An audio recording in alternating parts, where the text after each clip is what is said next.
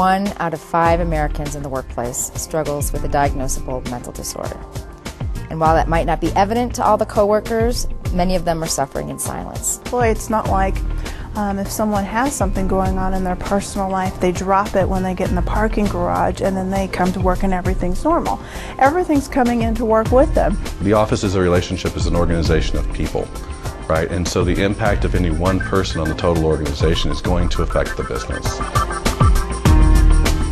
Well, the most important thing that a business has is its people.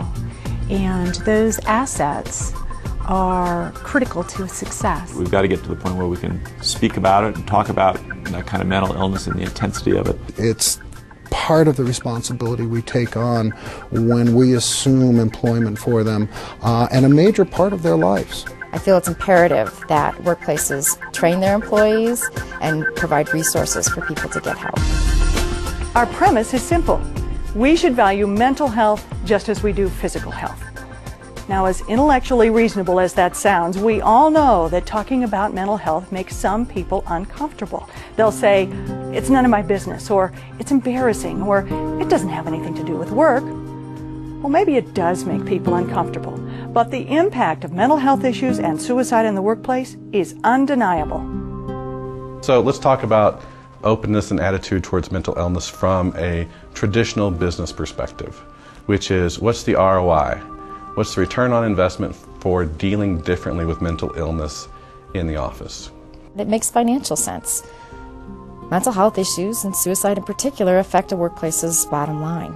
So if someone's got a serious situation going on, it's probably going to mean a decrease in performance and a decrease in their ability to pay attention to detail.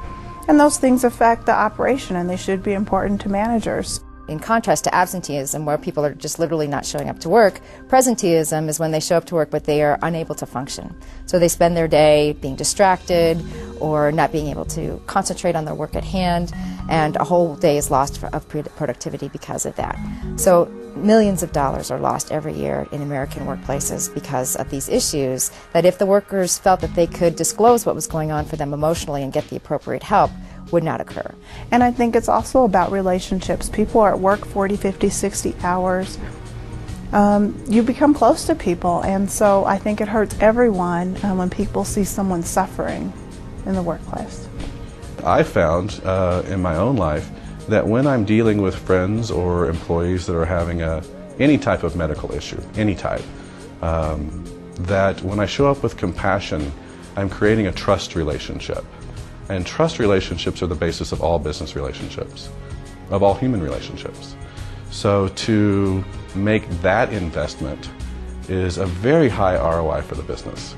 So clearly this is both a financial issue and a human issue. Mental illness can be extremely disruptive on both levels, the most drastic example being suicide. One of the things that our society doesn't talk about very much, and my own profession for sure doesn't talk very much, is how lethal these illnesses are. We all have a notion that cancer can be very lethal. We all have a notion that heart disease and diabetes can be very lethal. What we don't have a notion is severe mental illnesses like schizophrenia and bipolar illness are very lethal illnesses, potentially lethal illnesses. Now, considering there are thousands of suicides every year in the United States, the average is 1 every 16 minutes. You may have been touched by suicide yourself. If you have, you know the effects can be devastating, whether it's someone you know well or someone you've only passed in the hall. Jennifer, for example, remembers a time when a relatively new employee didn't show up for work one day, and then word came that the employee had killed himself. But this was an employee who hadn't been there very long, didn't know a lot of people, you thought, so you were expecting reaction and anguish in a certain area, but it really just ended up spreading everywhere. And we found that people all over the organization were feeling guilty. That, oh, I met this person in the elevator. I don't even think I held it. It's my fault. And people started to take ownership, and it really just started to spread throughout almost the entire 2 floors of a building that this happened. You may also know someone who's been suicidal and recovered.